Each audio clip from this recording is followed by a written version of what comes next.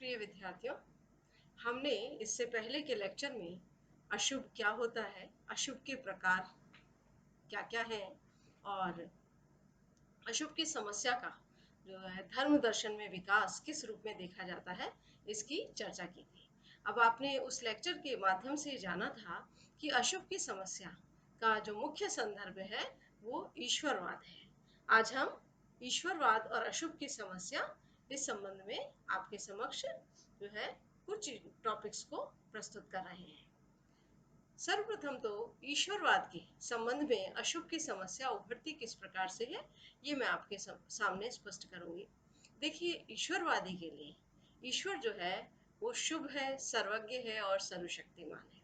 आपने इससे पहले के लेक्चर में ईश्वर के शुभत्व, सर्वज्ञता और सर्वशक्तिमान की चर्चा सुनी थी। तो एक जब ईश्वरवादी ऐसा मानता है कि ईश्वर जो कि सर्वोच्च सत्ता है, जगत, मनुष्य और सारी वस्तुएं उसकी रचना है, तो इस जगत में अशुभ क्यों है? यहाँ पर इस अशुभ का समाधान करने के लिए ईश्वरवादियों को कठिनाई का सामना करना पड़ता है, क्योंकि धर्म दर्शन जो है वो धर्म की युक्तियुक्त विवेचना करता है। इसलिए यदि कोई ऐसी चीज है जो ईश्वर की सत्ता के प्रति चुनौती लग रही है, तो उसका तार्किक उत्तर देना दार्शनिक विचारक और धार्मिक विचारक दोनों के लिए आवश्यक हो जाता है। अब हम अशुभ की समस्या के संदर्भ में जब प्रतिज्ञप्तियों को देखते हैं, प्रतिज्ञप्ति का तात्पर्य है प्रपोजिशन, जो एक प्रकार की सूचना हमारे समक्ष प्रस्तुत करती है और उस सूचना के संबंध में हम स्पष्ट रूप से सत्य या असत्य कह सकते हैं। तो ईश्वर के बारे में जो प्रतिज्ञप्तियां हैं वो इस प्रकार से हैं और हम इनको सबको सत्य मानते हैं। पहला है कि ईश्वर वास्तविक है, यानी रियल है। अब एक ईश्वरवादी जो है वो यदि ईश्वर में विश्वास करता है तो निश्चित रूप से वो मानता है कि वो जिस सत्ता में के प्रति निष्ठा रख रहा है, जिसके प्रति श्रद्धा रख रहा है, वो ईश्वर वास्तविक है। क्योंकि यदि ईश्वर ही वास्तविक नहीं होगा फिर तो ये सारी समस्या उठेगी ही नहीं। दूसरा, ईश्वर सर्वज्ञ है। जब ईश्वर सर्वज्ञ है, इसका मतलब वो तीनों कालों को, भूत भविष्य वर्तमान को जानता है। यदि वो भविष्य को जानता है तो जब सृष्टि उसने बनाई तो उसको पूर्व ज्ञान था, और जब उसे पहले से पता था कि विश्व में ऐसा होगा कि बाद में चलकर मनुष्य अनीति या अशुभ को पैदा करेगा, तो उसने ऐसा मनुष्य क्यों बनाया? तो ये तार्किक रूप से प्रश्न उठता है। इसी प्रकार से तीसरी प्रतिज्ञप्ति है कि विश्व में अशुभ भी वास्तविक है। यानी अपन ये कहें कि ईश्वर तो वास्तविक है, अशुभ वास्तविक नहीं है, अशुभ मिथ्या है, तो यहाँ पुनः अशुभ संबंधी जो समस्या है वो वैध नहीं होगी। इसलिए अशुभ को भी वास्तविक माना जाता है। और चौथा, ईश्वर परम शुभ है। हम जब ईश्वर के नैतिक गुणों की चर्चा करते हैं तो हम देखते हैं कि ईश्वर शुद्ध रूप से शुभ है, उसमें लेश मात्र भी अशुभ नहीं है। पांचवा है, ईश्वर सर्वशक्तिमान है, यानी ईश्वर जो है वो अपने संकल्प द्वारा इस संसार में जो है कुछ भी करने में सक्षम है। तो इस प्रकार से यदि अशुभ है तो ईश्वर उस अशुभ को दूर कर सकता है। तो ये जो प्रतिज्ञप्तियां हैं ईश्वर के संबंध में, इन सबको जब हम लेते हैं तो देखते हैं कि जो आखिरी के तीन प्रतिज्ञप्तियां हैं कि अशुभ तो वास्तविक है, पर ईश्वर परम शुभ है और सर्वशक्तिमान है, तो ये तीनों एक साथ सत्य नहीं हो सकते। आवश्यक रूप में से इसमें से एक को असत्य होना पड़ेगा। तो इस प्रकार से धर्म दर्शन में अशुभ की समस्या का स्वरूप हमारे सामने प्रकट होता है। और यदि आपसे ये प्रश्न भी आता है कि अशुभ की समस्या का स्वरूप क्या है, तो आप इसे इस रूप में रख सकते हैं कि अशुभ की समस्या ईश्वरवाद के संदर्भ में उठती है और ईश्वर के इस प्रकार के गुण हैं, ईश्वर के संबंध में हम इस प्रकार की प्रतिज्ञप्तियां देते हैं, और ये प्रतिज्ञप्तियां जो है इसमें से जो लास्ट तीन है ये एक साथ सत्य नहीं हो सकती। तो इस प्रकार से धर्म दर्शन में अशुभ की समस्या हमारे समक्ष आती है। अब ईश्वरवादियों ने अशुभ की इस समस्या के समाधान के लिए विभिन्न तर्क दिए हैं। पहला तर्क है कि अशुभ मानव संकल्प स्वातंत्र्य के दुरुपयोग का परिणाम है, यानी जो इविल है is due to the misuse of human free will. देखिए, जब मनुष्य को ईश्वर ने बनाया है तो उसे संकल्प की स्वतंत्रता के साथ बनाया है, यानी मनुष्य को जो है यह विकल्प को चुनने का अवसर दिया गया है। तो उस विकल्प में वो अच्छाई को भी चुन सकता है और बुराई को भी चुन सकता है। तो ईश्वरवादी ये कहते हैं कि मनुष्य जो है ईश्वर के द्वारा दी गई संकल्प की स्वतंत्रता का दुरुपयोग करता है, यानी अच्छाई को न चुनकर बुराई को चुनता है। तो इस प्रकार से ईश्वर तो दयालु है, उसने तो मनुष्य को फ्रीडम ऑफ विल या संकल्प स्वातंत्र्य दिया, पर मनुष्य जो है उसने अज्ञानवश जो है दुरुपयोग उसका किया। तो इस प्रकार से जगत में अशुभ की उत्पत्ति हुई, अशुभ का विकास हुआ। इस प्रकार की धारणा को ईसाई धर्म में भी इसी रूप में रखा गया है कि अशुभ जो है वो मानव संकल्प स्वातंत्र्य का दुरुपयोग है। अतः जगत में जो अशुभ है उसका कारण ईश्वर नहीं है, जगत में अशुभ का कारण मनुष्य है। और जो धर्म दर्शन के विचारक हैं मिल, उन्होंने भी इस विचार का समर्थन किया है। मिल ने भी कहा है कि अशुभ का कारण मनुष्य की स्वतंत्रता है, और उनका जो कथन है वो यह है कि संसार में अशुभ मनुष्य की दुष्टता के कारण पैदा होता है। मनुष्य स्वतंत्र है, इसका मतलब है कि वो शुभ और अशुभ दोनों कार्यों को करने के लिए स्वतंत्र है।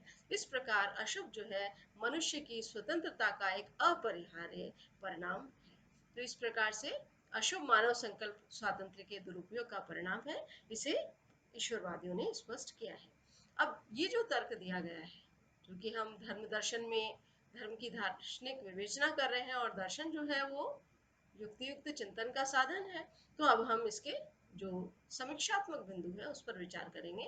तो इस युक्ति के विरुद्ध कांट और बोसांके ने आवाज उठाई। उन्होंने यह कहा कि ऐसा तो हो नहीं सकता कि ईश्वर संकल्प स्वातंत्र्य दे और दो विकल्प नहीं रखे। ठीक है, यानी संकल्प की स्वतंत्रता जब होती है तो आवश्यक रूप से दो विकल्प भी होते हैं। अर्थात ईश्वर ने जब अशुभ की सृष्टि की, तो ईश्वर ने अशुभ की सृष्टि का जगत में स्थान रखा।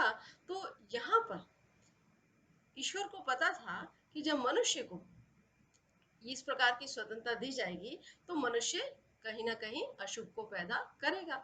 और वहां पर यह भी माना जाता है कि ईश्वर जो है उसका अवधान क्षेत्र यानी एरिया ऑफ अटेंशन इतना विस्तृत होता है कि वो उस अशुभ को एक तरह से दबा भी सकता है।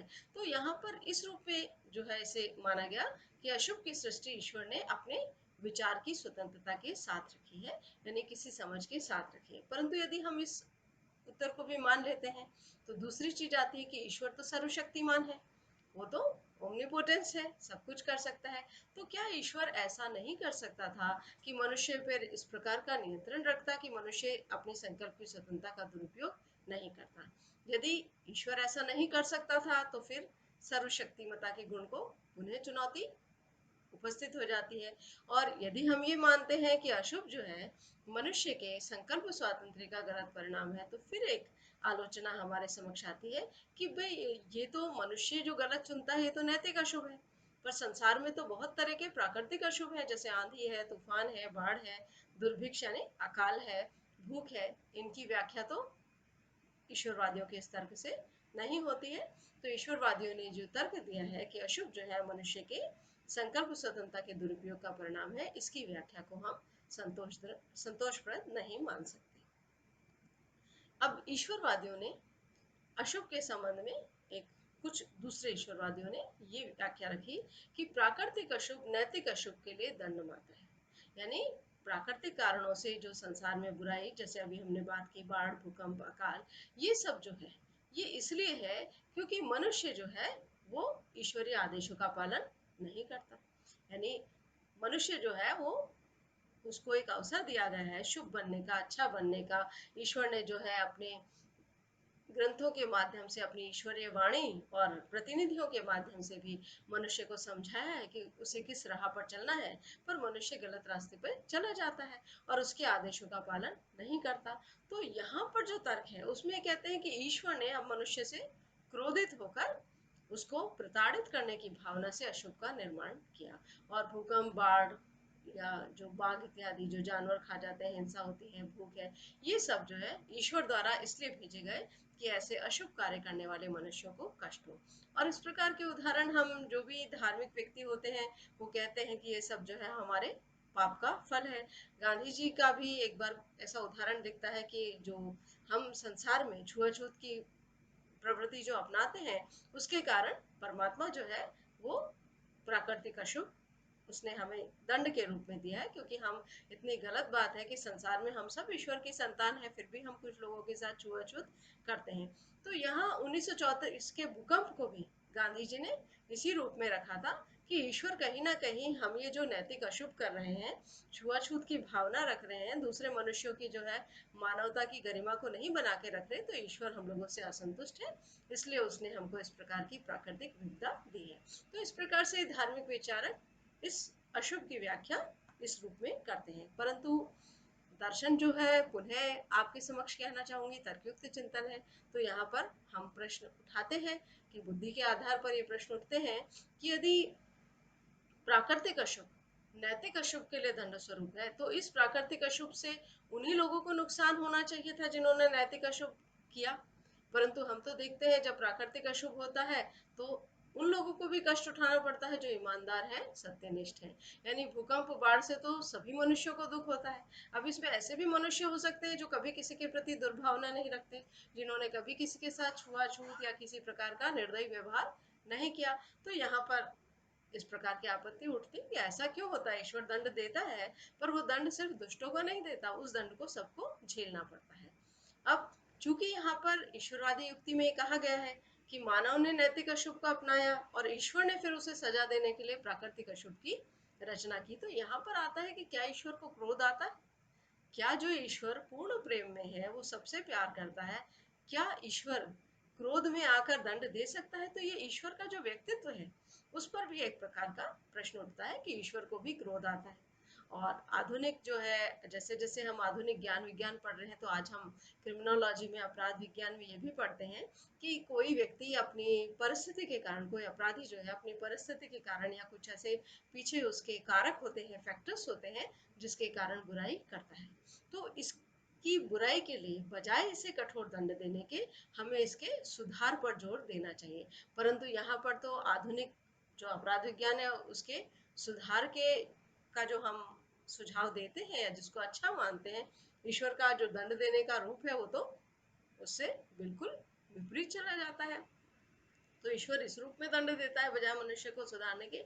यहाँ पर भी हम आधुनिक ज्ञान विज्ञान की दृष्टि से प्रश्न उठा सकते हैं।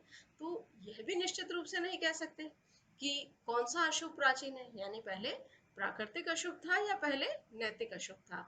तो कुछ विद्वान जो है इसका विरोध करते हैं। इसलिए यह सिद्धांत भी कि प्राकृतिक अशुभ जो है वो नैतिक अशुभ का दंड है, इसे हम मानने या संतोष पर नहीं मान सकते। तो आज हमने इन दो तर्कों की चर्चा की, अशुभ की समस्या के स्वरूप की चर्चा की। इस लेक्चर के आधार पर आपके समक्ष अभ्यास प्रश्न है। पहला, अशुभ की समस्या के स्वरूप को स्पष्ट कीजिए। दूसरा, क्या आप सहमत हैं कि अशुभ मनुष्य की संकल्प स्वतंत्रता के दुरुपयोग का परिणाम है? देखिए, आपके प्रश्न पत्र में इस तरह के प्रश्न भी आ सकते हैं जिसमें आपसे भी ये राय ली जा सकती है कि आप इससे सहमत है या नहीं। और दर्शन के विद्यार्थी होने के नाते आप इसका जो उत्तर है वो तर्क के साथ देंगे कि आप सहमत हैं या नहीं है। तो उसके समर्थन में या विरोध में आपको तर्क भी अपने उत्तर में प्रस्तुत करने हैं।